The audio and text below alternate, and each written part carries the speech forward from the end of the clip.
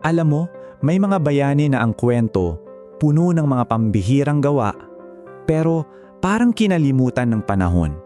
Walang pumalakpak. Ngayon, kikilalanin natin ang isa sa kanila. Paano kaya kung isa sa mga pinakamatapang na tao sa Biblia ay nabuhay at namatay nang wala man lang nakapansin? Isipin mo yun. Tara, simulan natin ang pagtalakay sa kwento niya. Unang-una, baka pamilyar sa'yo yung ganitong pakiramdam, yung tipong parang sa'yo lahat nakasalalay pero hindi ka napapansin? Naranasan mo na ba yan? Yung parang pasan mo na lahat pero pakiramdam mo invisible ka pa rin? Na sa huli, ikaw pa rin yung aasahan ng lahat? Pamilyar ba sa'yo to? Ikaw yung laging nag-aayos ng problema na sinusukuan na ng iba. Ikaw yung humaharap kapag lahat umaatras na. Ikaw yung parang glue na nagdidikit-dikit sa lahat para hindi magkawatak-watak. O kaya ikaw yung tipo na pinakamaagang dumarating at pinakahuling umuuwi. Lahat yan, madalas, walang nakakakita. Maaasahan ka, palagi kang andyan. Pero parang hindi ka nakikita. Ito yung pakiramdam na para kang anino na gumagawa ng mga napakahalagang bagay pero sa likod lang ng entablado. Well, kung ganyan ang nararamdaman mo, hindi ka nag-iisa. Sa Biblia kasi, may isang tao na ang kwento halos ganyan-ganyan. Isang sinaunang bayani na, well, hindi sikat. Ang pangalan niya ay Benaya.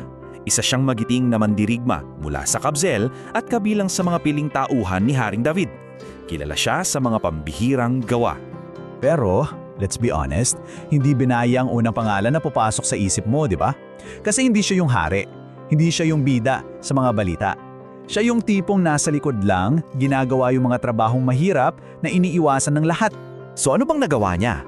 Tara, silipin natin yung kumbaga resume ng katapangan niya. At maniwala ka, hindi ito pangkaraniwan. May tatlong nakakabilib na gawa si Binaya. Una, pinabagsak niya yung dalawa sa pinakamalalakas na mandirigma ng Moab.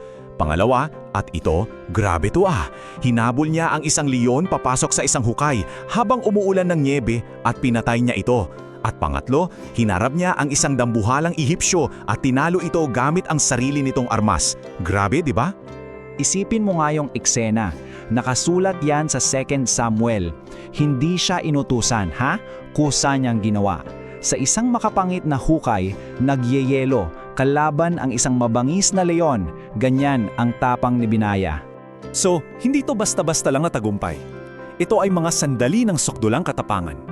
At ang pinakamahalagang punto, ginawa niya ang mga ito nang malamang ay walang ibang taong nanonood. Walang audience, walang palakpak. At dito ngayon, nagbabago ang pananaw natin sa kwento. Dahil kahit na walang taong nakatingin sa kanya, meron siyang isang manunood na hinding-hindi pumipikit. Kasi may dalawang uri ng pagkilala, di ba? Andyan yung papuri ng mundo na madalas panandalian lang at para lang sa mga sikat. At andyan din yung atensyon ng Diyos na walang hanggan at nakikita ang lahat, lalo na yung mga bagay na ginagawa natin sa lihim. Sabi nga sa Mateo, Kapitulo 6, at ang iyong ama na nakakakita ng ginagawa mo sa lihim ang siyang magbibigay sa iyo ng gantimpala. Wow! That changes everything. Bawat sakripisyo, bawat pagod na walang nakakapansin, pala, may halaga. At yung katapatan ni Benaya, hindi yan nawalan ng kabuluhan. Yung mga tahimik niyang gawa sa anino, yun pala ang naging pundasyan niya para umangat. Mula sa pagiging simpleng mandirigma, naging pinuno siya ng piling mga kawal. At sa huli, itinalaga siya ni Haring Solomon bilang commander ng buong hukbo ng Israel.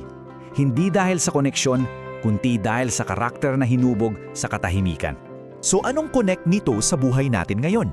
Dito natin makikita na ang tunay na kadakilaan, madalas, nahuhubog pala yan sa mga anino, sa mga lugar na walang nakakakita. Yung mga tahimik mong ginagawa, yung mga pagod na hindi napapansin, hindi yan binabaliwala. Paghanda yan. Bawat sandali ng katapatan na walang nakakakita ay paghanda para sa isang bagay na mas malaki. At ito ang katotohanan na sana tandaan natin. Hindi mo kailangan ng spotlight para magkaroon ng impact.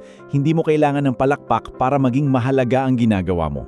At higit sa lahat, hindi mo kailangan ng pagkilala ng tao para malugod sa iyo ang Diyos. Tanda mo to ha, ang hindi pagiging kilala ay hindi nangangahulugang wala kang halaga. Ang kwento ni Benaya ay isang malakas na paalala na ang pinakadakilang lakas ay madalas tahimik lang na kumikilos. Kaya iiwan ko sa iyo ang tanong na ito. Sino ka kapag walang sinumang nakakatingin? Dahil dyan sa mga sandaling yan, sa mga laban na ikaw lang ang nakakaalam, dyan mismo nahuhubog ang isang tunay na bayani.